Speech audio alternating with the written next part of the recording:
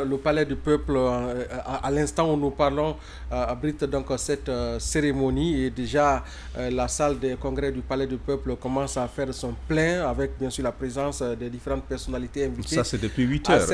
À cette cérémonie, justement. Alors nous allons à présent parler de la présidentielle du 28 décembre prochain avec cette cérémonie de prestation de serment du collège donc multidisciplinaire de médecins assermentés, Mohamed Bari.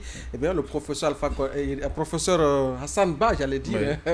Le professeur Hassan Ba et ses collègues qui ont prêté serment et qui s'engagent naturellement à remplir leurs tâches républicaines en toute, on va dire, responsabilité. Ah, vous l'avez dit, ils sont au nombre de 7 membres du collège médical chargé d'examiner les candidats à la question sanitaire également des candidats à l'élection présidentielle du 28 décembre 2025. Donc, ils ont prêté serment ce mercredi 4 novembre devant la Cour suprême, dont ce collège est composé également des spécialistes issus de plusieurs disciplines médicales. On ne va pas revenir sur la liste. Je ne sais pas si la nécessité y est, mais quand même, voilà, le collège est présidé par notre conseiller national, professeur Hassan Ba, qui est médecin légiste.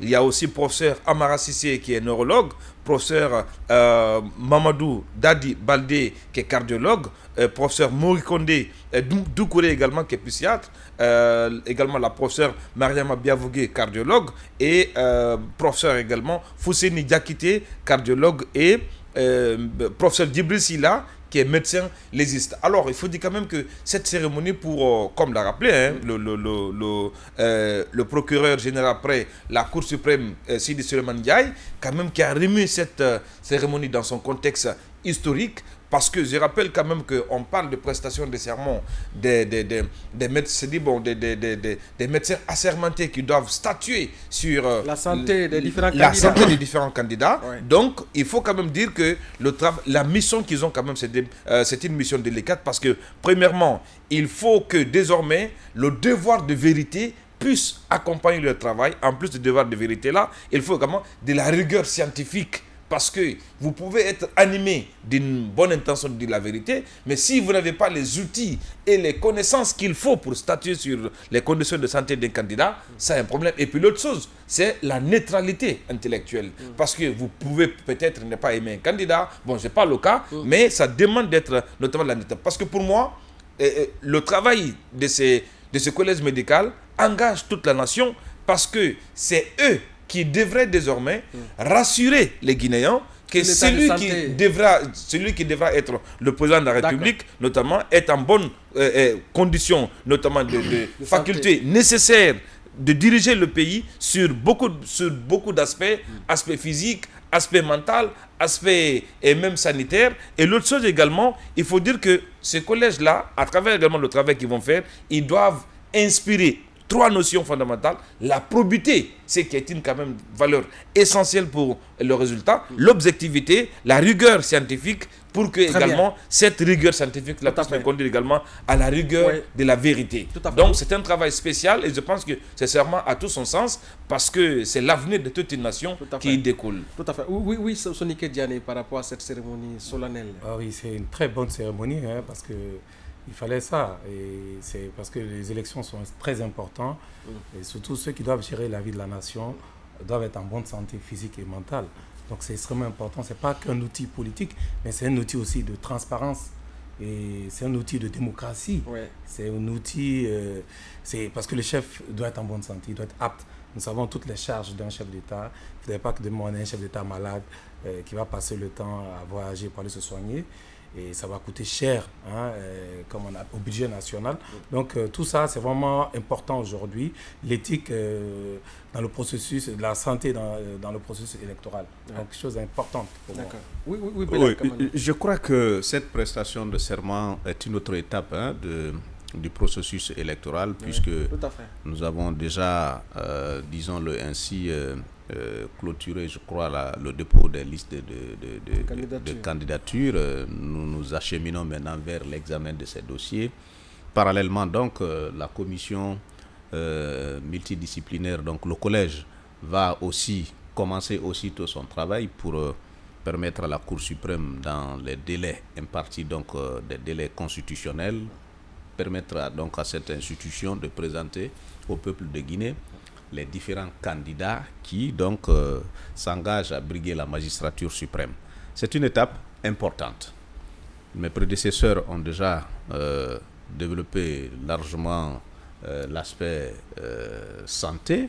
Moi, je vais un peu m'appesantir sur l'aspect politique parce que il va s'agir essentiellement de voir dans quelle mesure ces candidats-là pourront être retenus par la Cour suprême sur le plan sanitaire, donc sur le plan médical. Ouais.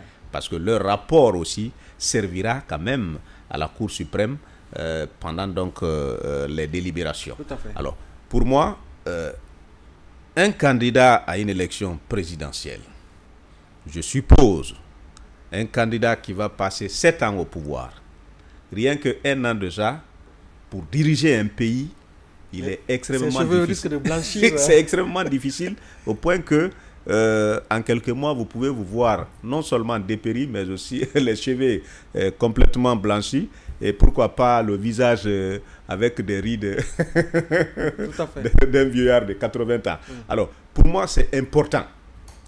Puisque politiquement, nous avons constaté que dans les pays où les chefs d'État ont des pépins de santé chroniques, généralement autour de ces chefs d'État-là, vous constaterez qu'il y a toujours des clans.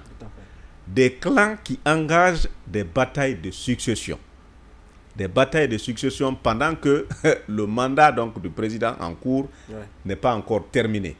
Et cela a des répercussions sur la gestion de ce président, sur la gestion administrative et sur la gestion de tout le pays. C'est pourquoi le constituant, donc le législateur cette fois-ci, a introduit dans la Constitution que les candidats passent donc par ce scanner médical pour qu'ils soient confirmés candidats ou validés candidats avant l'élection.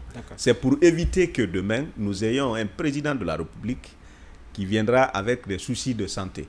Il a parlé des finances. Les présidents, généralement, qui souffrent, font saigner le pays, mais sans que le monde ne le sache. Parce qu'à chaque fois qu'il a des soucis de santé, il est obligé de sortir du pays avec une mallette d'argent, aller à l'étranger pour aller se faire soigner avec beaucoup de millions de dollars.